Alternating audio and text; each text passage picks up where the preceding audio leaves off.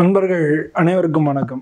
நம்ம இப்போ நட்சத்திர பலன்கள் பார்த்துன்னு வந்துருக்கோம். இந்த நட்சத்திர பலன்களில் ஒவ்வொரு நட்சத்திரத்துக்கும் உண்டான குணாம்சம் என்ன, அவங்களுடைய குடும்பம் எப்படி இருக்கும், தொழில் எப்படி இருக்கும், தசாபுதியில் தகுந்த மாதிரி அவங்களோட லைஃப் எப்படி இருக்கும் அப்படின்னு எல்லாத்தையுமே நம்ம பார்த்துன்னு வரோம். பொதுவாக அவங்க வணங்க வேண்டிய தெய்வம் என்ன அப்படின்றதையும், அதுக்கு பொருந்தக்கூடிய நட்சத்திரங்கள், அவங்களுடைய விருட்சம், அது மாதிரி எல்லா விஷயத்தையும் நம்ம பார்க்குறோம்.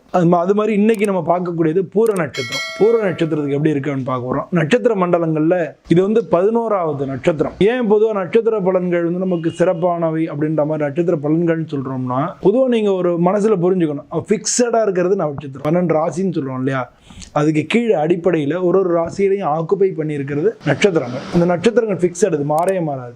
அஸ்வினி நட்சத்திரம் மேஷ ராசினா அஸ்வினி நட்சத்திரம் மேஷ ராசி தான், மாறவே மாறாது. ஸோ இந்த நட்சத்திரங்களை ஒவ்வொரு கட்டத்துக்குள்ளேயும் அடைச்சு நம்ம 27 நட்சத்திரம் வச்சிருக்கோம். இதுக்கு மேலே கடிகாரம் மாதிரி கிரகங்கள் சுத்துறது. ஸோ கிரகங்கள் எந்தெந்த இடத்துக்கு வருதோ அந்தந்த இடத்துல அந்த மாதிரி பலன்கள் இப்படின்றதான் ஒரு கிளிம்ஸுக்காக நான் சொல்கிறேன், ஒரு விஷயம் புரிஞ்சுக்கிறதுக்காக நான் சொல்கிறேன். அதனால இப்போ பூர நட்சத்திரத்தை எப்படி இருக்குன்னு பார்க்க போகிறோம். இந்த நட்சத்திர மண்டலங்களில் 11வது நட்சத்திரம். இதனுடைய இந்த நட்சத்திரத்தின் அதிபதி சுக்கிரன். இவர் இருக்கக்கூடிய அந்த ராசி சிம்ம ராசி. அந்த ராசிக்கு அதிபதி சூரியன். இது பொதுவாக பெண் நட்சத்திரம் அப்படின்னு சொல்றாங்க. இந்த நட்சத்திரம் உடம்புல முதுகெலும்பு, இதயம், இது ரெண்டையும் இந்த நட்சத்திரம் குறிக்கிறது. இதோட அதிபதி சுக்கிரன்றதுனால அவங்க பார்க்க அழகா இருப்பாங்க. பொதுவாக பூர நட்சத்திரம் பார்க்கறதுக்கு அழகா இருப்பாங்க. அழகா மிடுக்கா ட்ரெஸ் பண்ணுவாங்க. அவங்க ட்ரெஸ் பண்ணிக்கிறத இவங்களுக்கு நிகர் இவங்க தான்.